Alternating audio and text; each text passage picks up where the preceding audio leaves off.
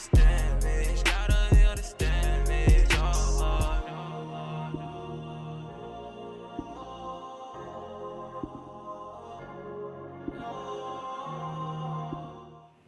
Hey Chronicle Nation, welcome back to chapter 11. Today I want to start a subject and talking about something that I think can really resonate with those of us who are married, those of us who are dating, those of us who want to date. And I'm entitling this next few chapters, I'm calling it Fight Promoters. And I know that may sound like a unique title, but what I want to ask everybody is, why is fighting such a huge part of relationships? Is it something that's just inevitable? Is it a healthy thing? Is it something that we need to have in relationships to tell us whether it's authentic? Why is fighting and having disagreements within a relationship kind of like a foregone conclusion? Many times before we can say a word in certain instances, we have a conversation, and before a thing is we can even say a word, all hell is broken loose. We're saying mean things to one another. We're hurting each other in ways, and we're not hearing each other. And this happens again and again and again in many of our relationships. And it does so much more damage than we realize. And this damage that it does impacts the success of our relationships. So I want to ask you, Chronicle Nation, is fighting just a normal, natural part of relationships? Is anger and exercising your opinions and your feelings, and sometimes you say things to you, is that just something that we should come to expect? Or is there a way around it? Or is there ways not to have that? And I want to talk to you more and more about that, and I have opinions on that I want to share with you. And I want to take this and make it personal. I'm going on 3 years of marriage, and I will tell you that this is the second marriage for me. I feel like I got married the first time as a boy, and I got married the second time as a man. And I feel like I've grown and I've learned a lot of different things, and I want to tell you that the fights and the disagreements that I have now, when I look at them now, I have to be honest, they're always over silly things. And it just makes me wonder, what are we really fighting about? It makes me question the legitimacy of the fights. I wonder if it's something deeper than that I'm protecting something inside of me that I feel like needs to be protected. I'm protecting my being or my opinion or my thoughts, and I feel like that's being encroached upon. So I vehemently defend that, or we vehemently defend that without even really hearing what the other person's saying, and they're not hearing us. And so before long, we're not fighting about the fact that, you know what, you didn't do the laundry. We're fighting about the fact that you yelled and screamed at me and you said mean and nasty things at me, and the real true crux of the argument we never really truly address. I wonder if that goes on in your relationship. I ask these questions especially to the men, because men out there, the women in our lives are beautiful, strong, awesome people, but they're tender. And our words have a lasting impact on them. And they do a great amount of damage to them.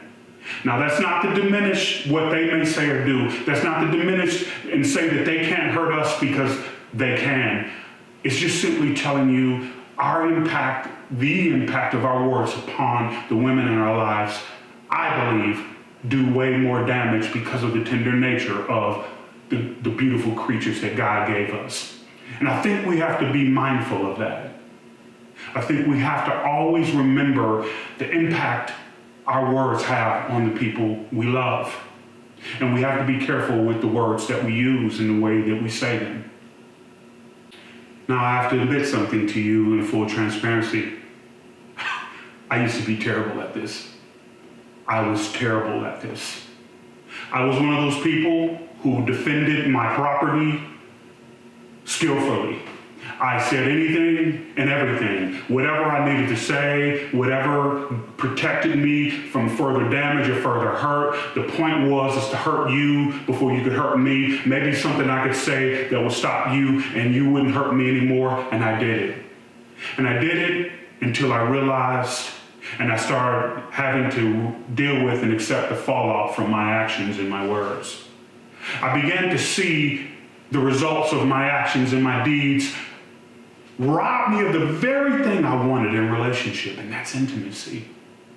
I saw my words impact and break the heart of that woman so much, so deeply, that when I wanted intimacy, it wasn't there, and I didn't understand it until I stepped back and I began to read and I began to immerse myself in counseling and reading books and understanding the damage that I had done to her. Although she had forgiven me, it took her a longer time to forget it and let it go. It had hurt her so deeply. And I didn't realize the impact of my words had broken her in a way that I could not have explained to you. And I regret those actions. I do. But I want to tell you, by God's grace, I'm not that man anymore, and I have learned.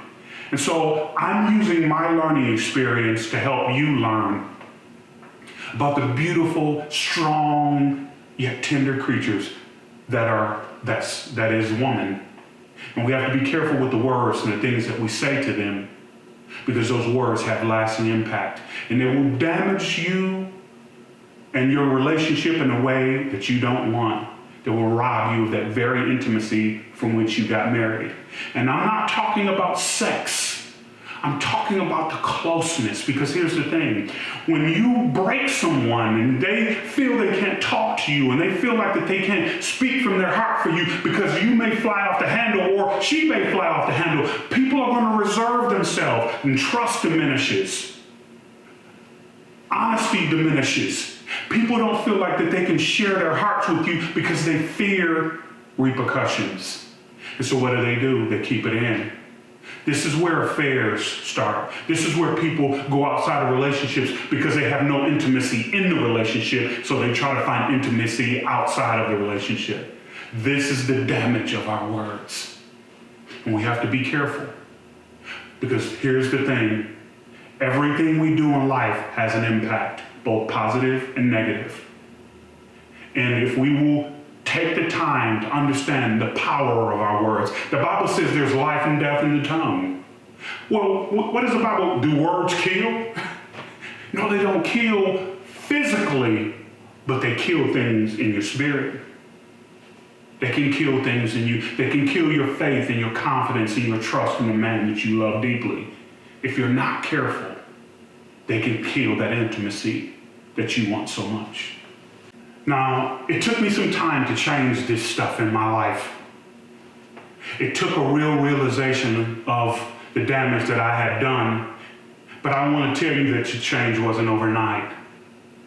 But the change began when like I told you, that I realized that I was like a fire burning out of control. And when a fire is set ablaze, sometimes you can't extinguish it before you've destroyed the whole building. My words did that. And it took me time to change that. It took God time to change the way I thought about that. And I want to give you two things that helped me change that behavior and helped me not to be that kind of man. The first thing is I had to realize that that person that I'm married to is for me. You have to believe, just like you have to believe that about God, you have to believe that she's for you, that she doesn't want to see you destroyed. And women, it's the same for you. You have to believe that that man is for you, that he wants the best for you. Now, and the reason why that's important is because even the kindest things that my wife can say to me, in the kindest way, the truth stings and it hurts. And the only thing that helps me is knowing that she says it for my good, for me to be a better man. So I'm telling you, in those moments when you hear something that you don't want to hear, that's spoken in love and spoken in kindness, remember that person is for you. They're not seeking to hurt you. Number two, and one that I think is very important, is I've learned to frame my wife's fragility, and she's learned to frame mine through the lens of understanding her own and my own. What do I mean by that? Anything that I would tell my wife, any concerns or any feelings of negativity toward behavior, I always frame it in a way that lets her know that I understand my own failure in the relationship.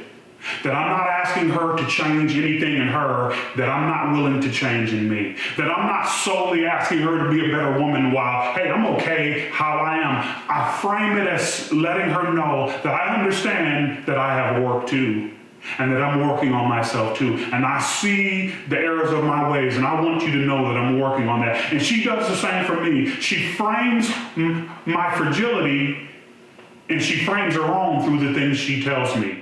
She says, you know what? I recognize areas in my life that I need to change as well. And I don't want you to feel like that this is just about something you're doing wrong. I recognize areas in my life that I'm doing wrong too. It is important for our partners to understand that for as good as we can see them, we see ourselves better. And that is a great point for you to remember. Always remember, your first and foremost job in a relationship is to see you. It's not to fix anybody else, it's to see you and see the errors of your ways. And when I do that, and because I've been able to do that, Chronicle Nation, it has helped me to be more forgiving, to show more grace in my relationship. And I'd encourage you to give me some of your ideas, some of the things that you use and utilize that has helped you be more successful when those arguments that are inevitable to come, what has worked for you? So I want to leave you guys with a question. What promotes fights in your relationship? And I would ask you to leave it in the comment section of our channel. What do you find because sometimes I don't realize how stupid our arguments were until I look back on them and I revisit them and I'm like, wow, I can't believe we fought about a measuring cup. Or I remember sitting down with a counselor friend of mine, and she told me that there was a couple that had an argument about the dish sponge in the sink. What are your promoters of fights in your relationship?